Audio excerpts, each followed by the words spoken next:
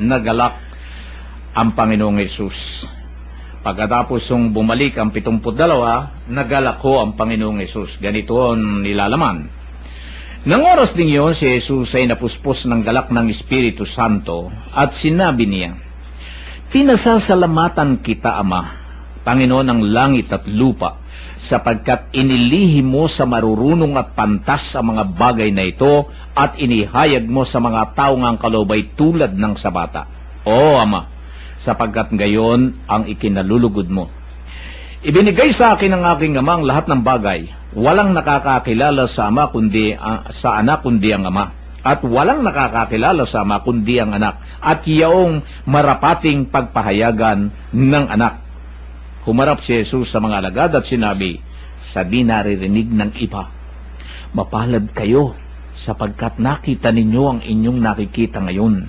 Sinasabi ko sa inyo, maraming propeta at mga hari ang nagnanasang makakita ng inyong nakikita, ngunit hindi nila nakita. Hinagan din nilang mapakinggan ang inyong narinig, ngunit hindi nila napakinggan." Ito, nagalak ang Panginoong Hesus. Ito pala'y yung inilihim sa mga pantas. Bakit kaya? Bakit kaya, Kuya Jo, yung sa mga mabababa ang kalooban, doon sa mga mahihirap lamang na talagang merong pagnanais na makilala ang Diyos, bakit doon kaya ibinigay ng ating Panginoon na maunawaan? At bakit yung mga matatalino mga tao ay busy yata sila sa katalinuhan ng mundo? Kuya Jo, ano ba masasabi nyo? Mga kapatnubay, ang kalooban po pala ng Diyos at ikinalulugod tulad po ng isang bata na namumuhay na walang nalalaman sa kanyang paligid. Hindi po nag-iisip ng anumang bagay at namumuhay ng tahimik. Tanging hangad lamang po ang mapakinggan ang mga salita ng Diyos. Kung nasa ating puso po ang kapayapaan, nakita na po natin ang Diyos, pagkat ang Diyos po ay kapayapaan. Yun, nakita mo na si Kuya Jo. Talagang, talaga Kuya Ben, Kuya Bert, talaga si Kuya Jo sa makatuwid yung nakakadama ng salita ng Diyos ay yung mga taong walang iniisip na makamundo kung hindi mga pagtulong sa kapwa, pagmamahal sa kapwa, pag-ibig sa kapwa, yung kahit na siya ay inaapi-api, baliwala sa kanya, ang mahalaga doon pala nangungumpul ang mga salita ng Diyos at yung pala ang mahalaga sa Diyos. Kuya Benan? Suriin po natin at laliman pa ng konti ang ating pong pagtalakay.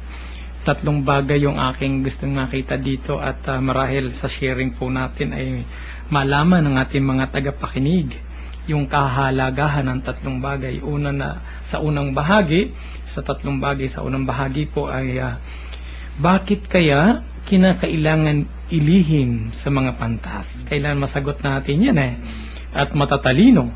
Gayong sila din na may mga kinapal ng Diyos. Hindi lang naman ang mahirap Hindi lamang naman yung mga mangmang. Lahat tayo ay kinapal at binigyan ng Diyos. Pangalawa, bakit kinakailangang malayo ang mga mangmang at saka yung mayroon po bang tinatawag na pagitan na yung kaalaman ng tao ay hindi maging kaalaman ng talino at karunong ibinibigay ng Diyos. Pangalawa po yan. Doon sa pangatlo,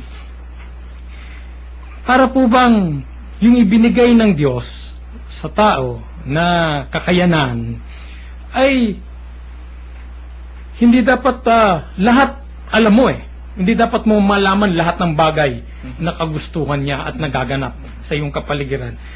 Sinusuri ko ito kanina. Sabi ko, kako bakit nagpapasalamat pa ang Diyos na hindi ito malaman ng iba?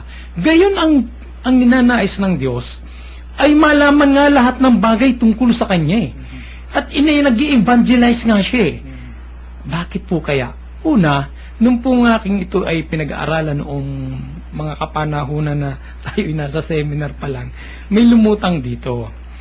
Kaya hindi binibigay sa lahat ang bagay na ito sapagkat ito yung ini-emphasize ng Diyos na yung karunungan dito sa lupa o karunungan sa mundo ay hindi pangmakalangit. Subalit, ang karunungan para sa Diyos na ibinigay niya ay karunungang pangmakalangit. So na yung hinambing po natin, bakit ibinibigay niya lamang ang karunungang ito doon sa mga walang alam at mangmang o katulad ng isang bata? Sapagkat madali itong mapasunod. Una. Pangalawa, madaling makaintindi sa kanya. Alam po ninyo, yung mga nangyayari sa kapaligiran natin, mas madali pa ngayon makaintindi ang mga bata kisa daw dun sa matatanda.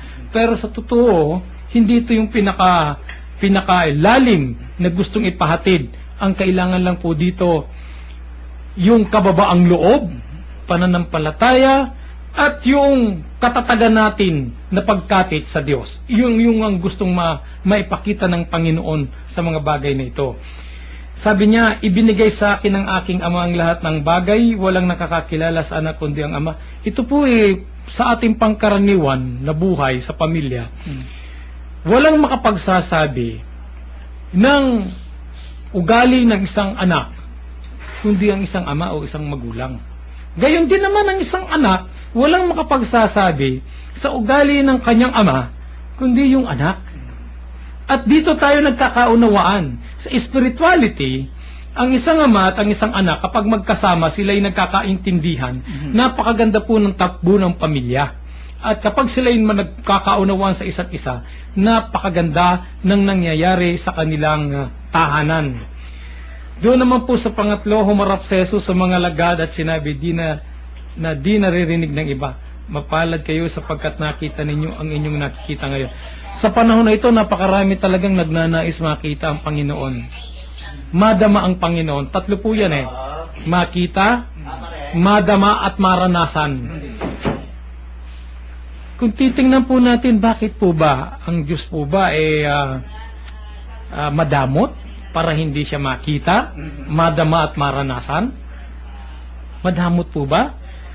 Kasi marami talagang naghangad Pero alam nyo, napakaswerte po. Lalong-lalo yung mga tagapakinig natin sa Patnubay, lalong-lalo na itong nandito tayo ngayon, ang pinag-uusapan natin ang Diyos.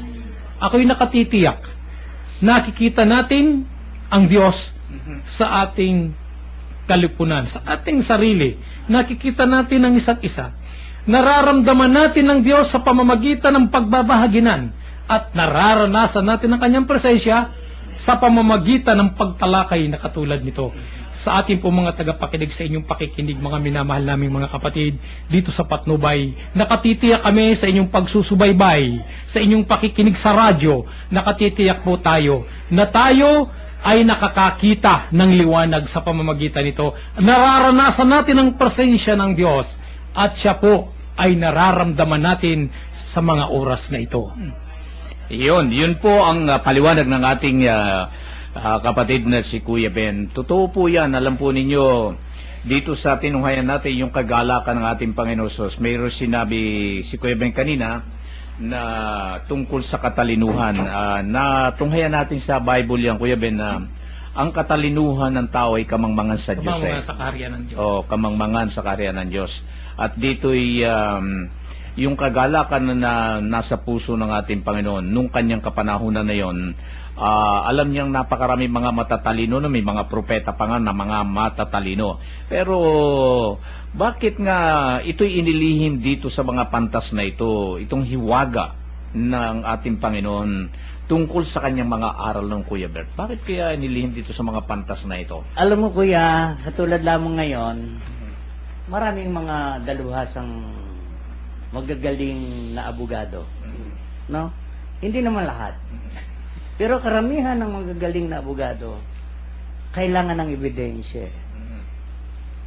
Na? Kung magsalita ka ng ganoon, kailangan pakita mo yung ebidensya. Eh, ang Panginoon, hindi ganyan Di ba? So, pag pinabasa mo, yung mga salita ng Diyos, karamihan sa mga matatalino, hindi maunawaan. Karamihan, diretso kung tingnan nila. Pero yung dakilang aral, yung pinakabuod na aral,